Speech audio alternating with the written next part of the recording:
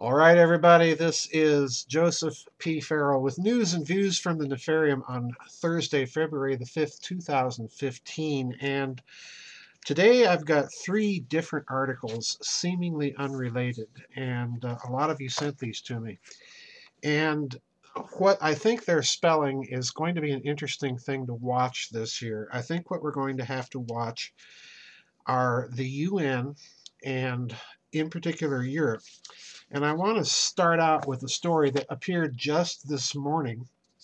The headline on it is, pardon me, Hollande Merkel to visit Kiev, Moscow in push for Ukraine peace.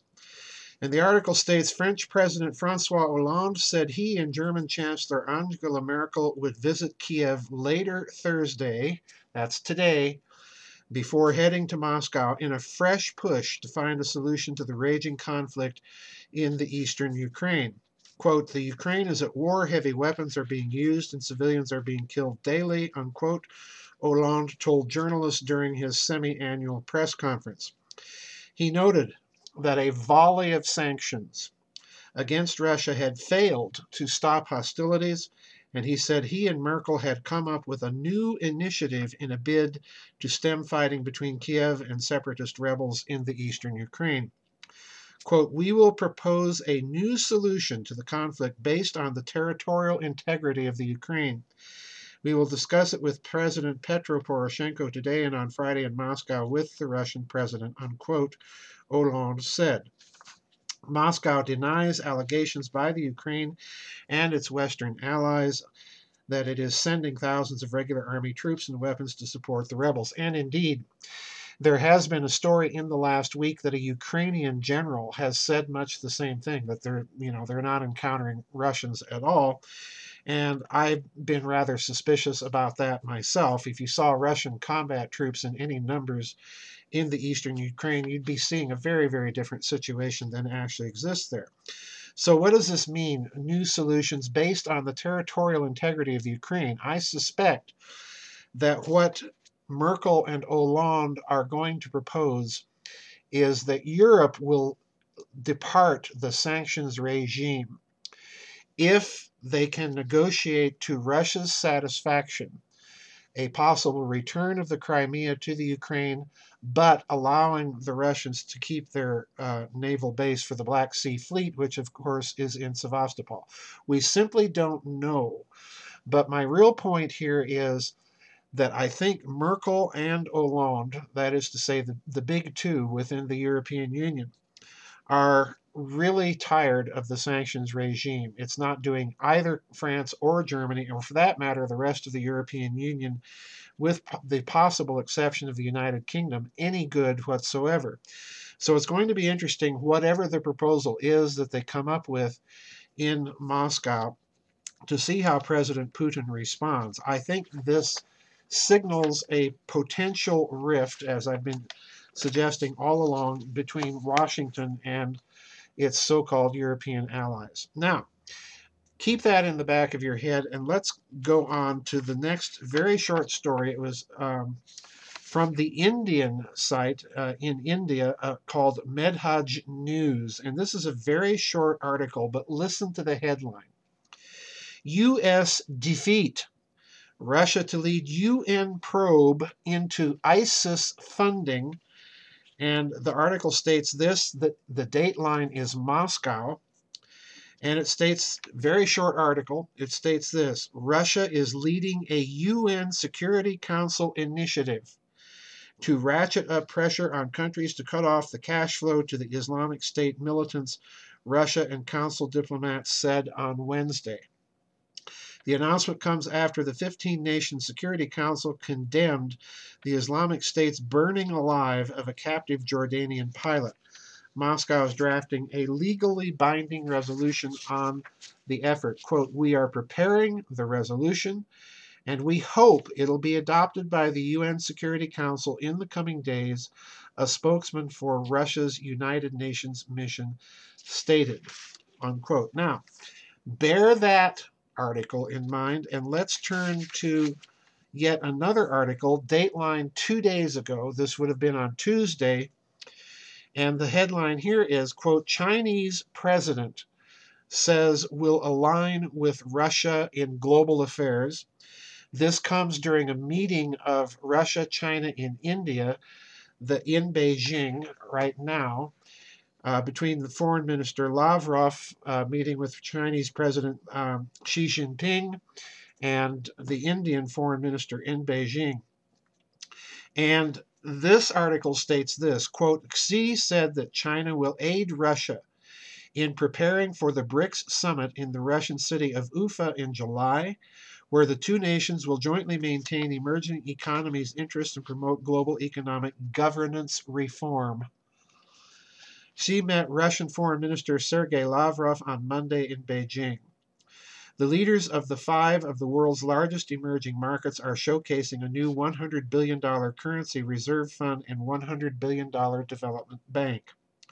The BRICS have evolved from the original term coined in 2001 by then Goldman Sachs Group economist Jim O'Neill to describe the growing weight of the largest emerging markets in the global economy.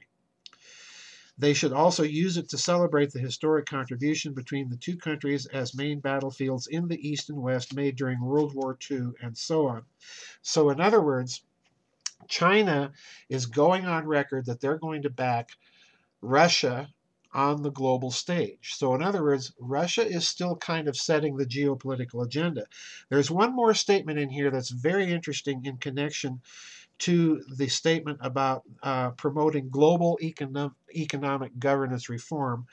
And that's this statement, quote, U.S. President Barack Obama said in December that Russian President Vladimir Putin would not change his, quote, nationalistic, backward-looking policy until the full force of economic sanctions against Moscow hit home, unquote.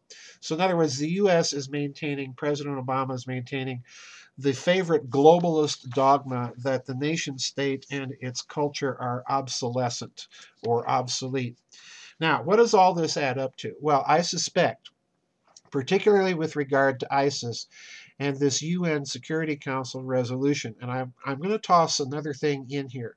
Remember last summer that Argentina's President Cristina Fernandez de Kirchner, and she's under a great deal of pressure now in Argentina with the death of the Argentine prosecutor that was going to serve an arrest warrant on her to explain the Argentine government's role and suppression of evidence of Iranian involvement in a bombing down there. But remember that President de Kirchner is involved in another firestorm of controversy, and that's over the payment of Argentine debt to what has been called the Vulture Hedge Fund. Remember last September she gave that very impassioned speech on the floor of the UN that Argentina, which now has a seat on the Security Council as part of the revolving membership of the non-permanent members of that council, that she was going to press the United States to explain why it allows these types of financial policies where corporations can hold a sovereign nation hostage. Now, add to this the Russian move in the UN Security Council to have a UN investigation of just where the funding from ISIS is coming from. Now, I suspect we all probably have guessed where ultimately it's coming from. ISIS today are today's terrorists, and they were yesterday's freedom fighters in Syria. Remember that. So the real goal is to loosen Russia's connection with Syria, and Russia is responding by wanting a full UN probe into the funding mechanisms behind ISIS. Now, what this means, I suspect, folks, is that the UN is going to become, in this year and in coming years, a crucial propaganda battlefield between the American-led West and the emerging BRICSA nations. What I'm going to predict is going to happen then in the UN Security Council is you're going to have Argentina, China, Russia, these countries teaming up against the United States to flood the Security Council with a lot of resolutions demanding or calling for UN investigations. Hear me now, this is going to be very crucial given Argentina's membership on that council. calling for investigations of various aspects of the Western financial system. That's what I think this ISIS investigation is designed to be, the wedge issue to get that going. Now, what I think is probably going to happen, and you can probably predict it yourself, is that even if Russia has China's support in the UN Security Council for that resolution, it will probably go nowhere because the other three permanent members of the Security Council are the United States, France, and Great Britain. So one of those three countries will probably exercise its veto to stop any sort of UN Security Council investigation of ISIS funding. But that serves Russia and China's purpose because that will be kind of like identifying the culprits of the funding. Now, I suspect that the actual veto will be wielded by the United States. I suspect that France and Great Britain will abstain, France in particular, because it's trying to be involved with negotiating this new deal with the Ukraine.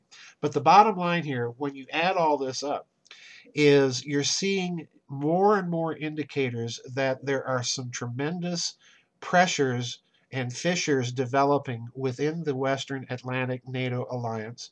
You're seeing some tremendous geopolitical and propaganda pressures beginning to build with this initiative. And I expect that we're going to see more of that this year in increasing numbers.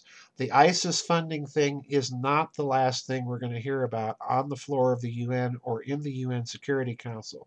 We're going to hear other investigations being called for. Just a prediction.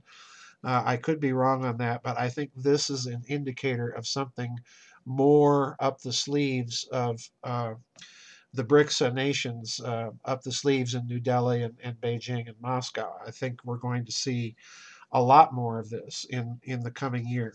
So in other words, the BRICSA nations are now, to put it succinctly, feeling their oats, and they are going to be much more vocal, I would imagine, in this year and coming years, calling into questions those very elements of global, quote, economic governance and the reform that the BRICSA nations are calling for, that their development bank is designed to be a part of. So this is shaping up, small little news items, but when you add them together, I think it's shaping up to be a very, very interesting year. Now, one other update, folks. I want to thank everybody for the prayers about my stolen car. It still has not been recovered. I've had to make other arrangements for transportation, but I want to thank you all for your support. So many of you conveyed that to me, and I wanted to make sure to say thank you. And on the other announcement, I have not heard anything further since last week from George Ann Hughes' son. The last that he told me, she was comfortable, she was quiet, she hasn't been entirely coherent, she's been sleeping a lot. So there's really been no change that I've heard of there. Anyway, that's it, folks, for today's news and views from the Nefarium. I'll see you all on the flip side, everybody. God bless.